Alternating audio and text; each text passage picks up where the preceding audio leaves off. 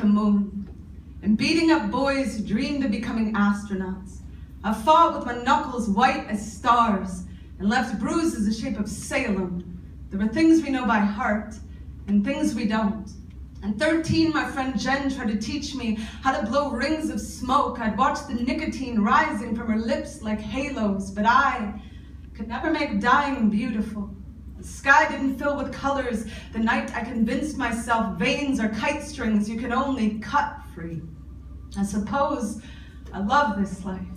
In spite of my clenched fist, I opened my palm and my lifelines looked like branches from an aspen tree, and there were songbirds perched on the tips of my fingers, and I wonder if Beethoven held his breath the first time his fingers touched the keys, the same way a soldier holds his breath the first time his finger clicks the trigger.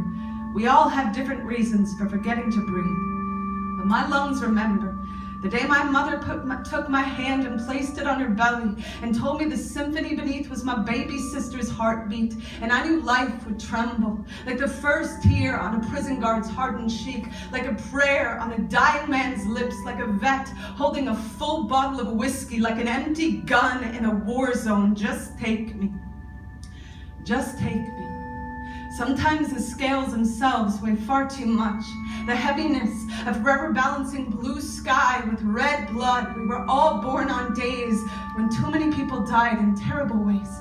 But you still have to call it a birthday, y'all.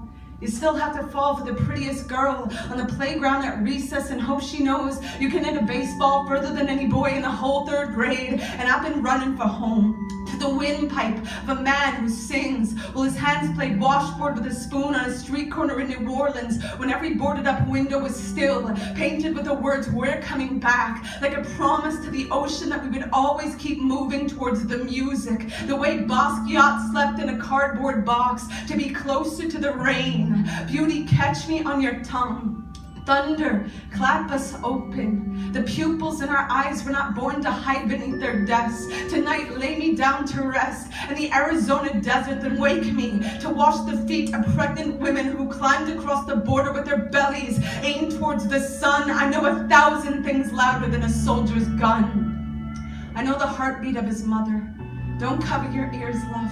Don't cover your ears, life. There was a boy writing poems in Central Park, and as he writes, he moves, and his bones become the bars of Mandela's jail cell stretching apart. And there were men playing chess in the December cold who can't tell if the breath rising from the board is their opponent's or their own. And there's a woman on the stairwell of the subway swearing she can hear Niagara Falls from a rooftop in Brooklyn. And I'm remembering how Niagara Falls is a city overrun with vendors and traffic and strip malls in one incredibly brave river that makes it all worth it, y'all. I know this world is far from perfect. I am not the type to mistake a streetlight for the moon. I know our wounds are deep as the Atlantic, but every ocean has a shoreline, and every shoreline has a tide that is constantly returning to wake the songbirds in our hands, to wake the music in our bones, to place one fearless kiss on the mouth of that brave river that has to run to the center of our hearts